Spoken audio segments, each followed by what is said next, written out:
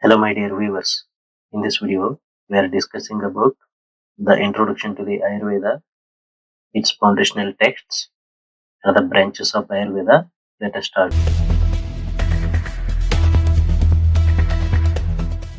First of all, introduction.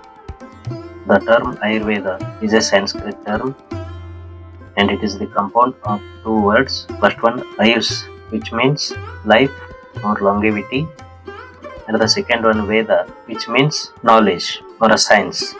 Thus, Ayurveda literally translated to the science of life. However, its scopes extended far beyond the mere extension of lifespan. It is a comprehensive system of health and well-being that encompasses the physical, mental, emotional, and spiritual dimensions of human existence. As the one of the world's oldest medical tradition, Ayurveda is not merely a healthcare system, but a philosophy of life, a holistic framework that encourages harmony with the nature, balance within the body and mind, and alignment with the universal laws. Unlike many modern medical systems, Ayurveda places emphasis on the root cause of the diseases, the individual's unique constitution, the preventive as well as curative strategies. Ayurveda rests on the fundamental beliefs that health is the state of dynamic equilibrium and a balance between body, sense, mind, and the soul. Illness, therefore, is not seen as a standalone event but as the disruption of this harmony. The aim of Ayurveda is twofold. First one, Swasthasya Swasthya Rakshanam, which means to preserve the health of the healthy. Second one, Aturasya Vikara Prashamanam, which means to cure diseases in the afflicted.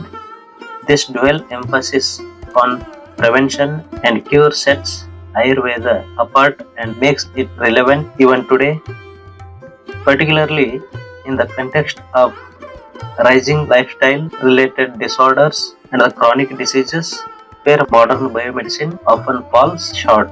Second main point is historical background of Ayurveda. The roots of Ayurveda are deeply embedded in the Vedic civilization which flourished in the Indian subcontinent over 5000 years ago. The Atharvana Veda, the fourth of the four Vedas, contains explicit reference to the medicinal plants, healing rituals, mantras, and disease classifications. Though Ayurveda eventually evolved into an independent medical science with its own framework, its foundation is inseparable from the broader Vedic worldview which upholds Rita, which means cosmic order, and Yajna, which means sacrifice, and the harmony of inner and outer nature. The archaeological evidence from the Indus Valley civilization, with its advanced sanitation system, hints of surgical tools, and the plant-based remedies suggest that the proto-Ayurvedic practices may have existed well before the formal codification in Vedic text. These early expressions of holistic health were later redefined into structured system of thought. Third main point is the Samhita period or the foundational texts of Ayurveda.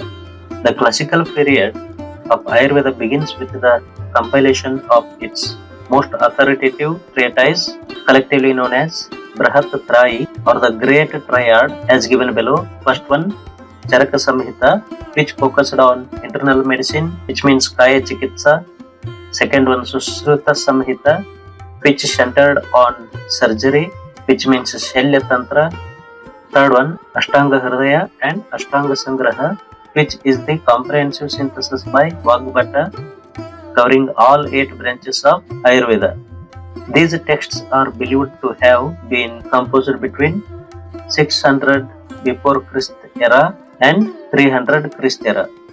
Although they incorporate much older oral traditions, each represents a distinct stream of Ayurvedic wisdom. Fourth one, the Ashtanga system, or 8 branches of Ayurveda. The classical period also established the eightfold division of Ayurveda, which is known as Ashtanga Ayurveda, as given below. First one, Kaya Chikitsa, which is the internal and general medicine. Second one, Shalya Tantra, which is related with surgeries. Third one, Shalakya Tantra, it is the study of ENT and ophthalmology. Fourth one, Kaumara Bhritya, which is the study of pediatrics and obstetrics. Fifth one, Bhuta Vidya, which is the study of psychiatry and the spiritual disorder of human beings or mental health. Sixth one, Agadha Tantra or Agnimesha, which is the study of toxicology. Seventh one, Rasayana Tantra, which is the study of rejuvenation therapy. Eighth one, Vajikarana Tantra, it is aphrodisiac therapy. This broad scope underscores Ayurveda's versatility, not only as a healing art but as a complete life science encompassing body, mind, senses, and the spirit. Fifth main point is transmission and the lineages. The Ayurveda was traditionally transmitted through the Guru Shishya Parampara, a lineage system in which knowledge was passed orally from teacher to student. Over a time, this evolved into more formal Gurukulas, which are residential schools of the ancient India, and later into monastic and the royal medical centers. Several regional schools and specialist lineages emerged across India as follows. First one, the Atreya school, which focused on internal medicine. Second one, the Dhanvantari school, which emphasizing the surgery.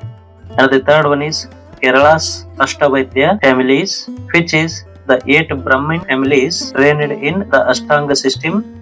Fourth one, Siddha traditions of South India, which overlapped and integrated with Ayurveda. Sixth main point is the classical commentaries on Ayurveda between 4th and 12th centuries Christ era. Ayurveda saw a significant elaboration through the commentarial traditions. Eminent scholars like Chakrapani Datta, Dalhana, and Aruna Datta wrote extensive glosses on the primary text, offering clarifications, reinterpretations, and the regional adaptations. The lot of people read the commentaries for the Ayurveda between 4th to 12th century. Chakrapani Datta was the famous commentary writer for Charaka Samhita. Seventh main point is philosophical foundations of Ayurveda.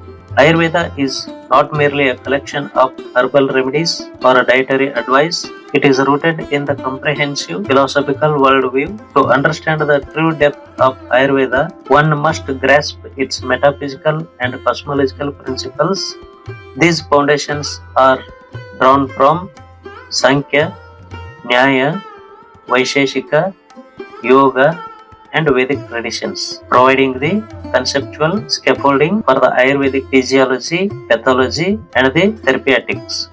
First one, Sankhya philosophy and Ayurveda. At the heart of Ayurveda lies the Sankhya Darshana, one of the 6 classical schools of Indian philosophy developed by the sage Kapila.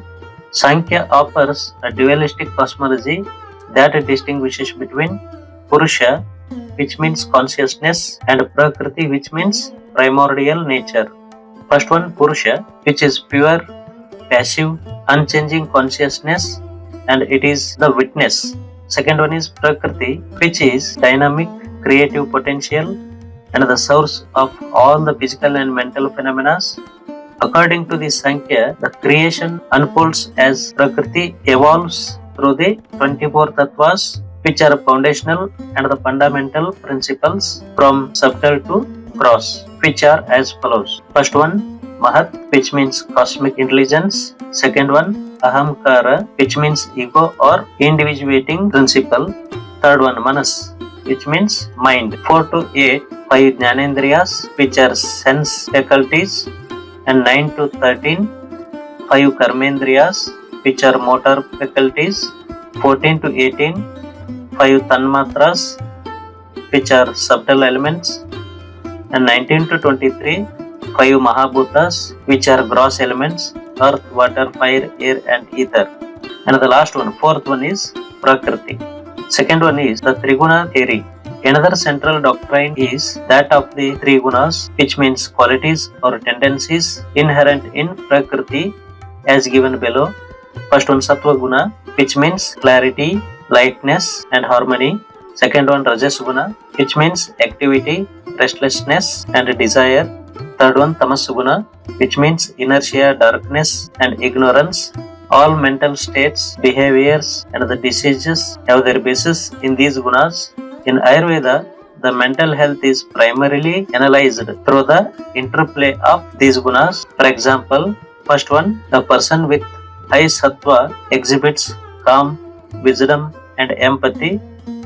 Second one, excessive rajas guna leads to the anxiety, aggression, and the hyperactivity.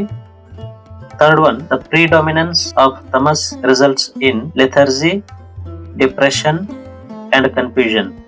The ideal Ayurvedic goal is to cultivate sattva guna and moderate rajas guna and eliminate tamas guna.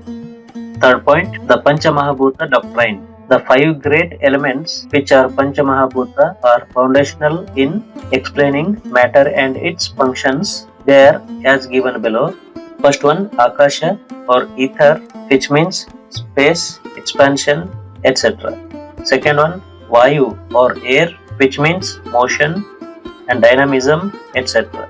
Third one, Tejas or fire, which means transformation and heat, etc. Fourth one, Apas or water, which means cohesion and fluidity. Fifth one, Prithvi or earth, which means solidity and stability.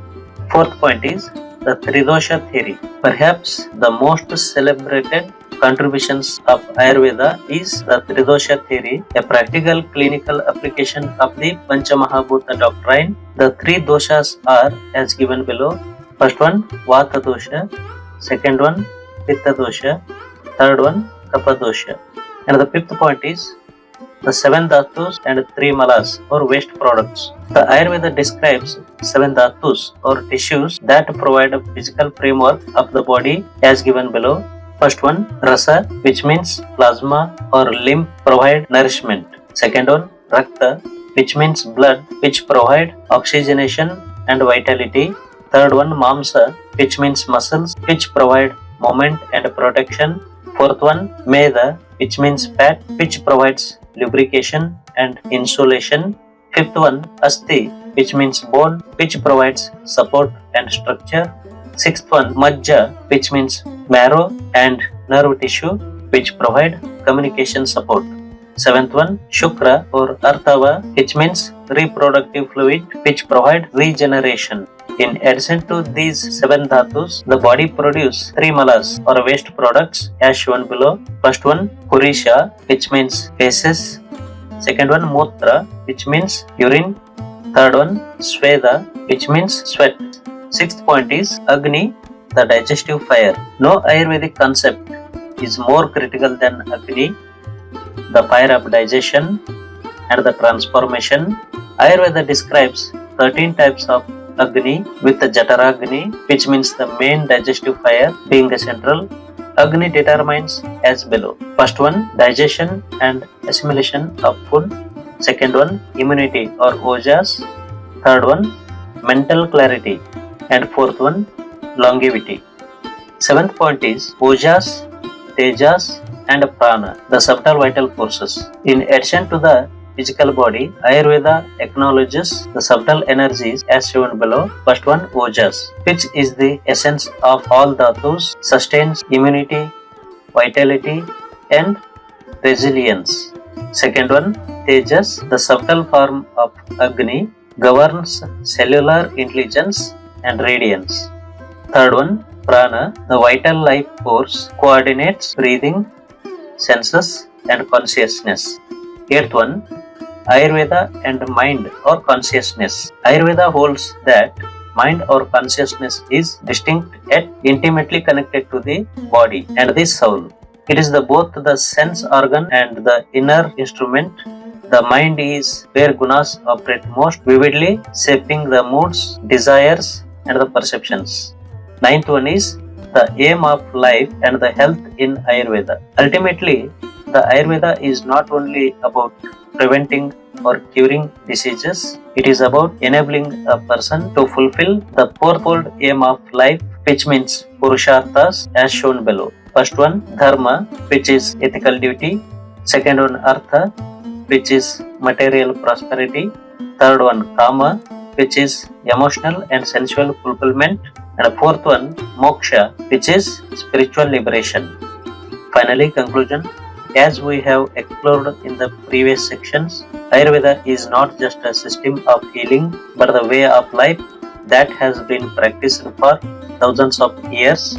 With its deep philosophical foundations and its focus on balance, individuality, and the harmony with the nature, Ayurveda continues to provide invaluable insights into the human health and well-beings.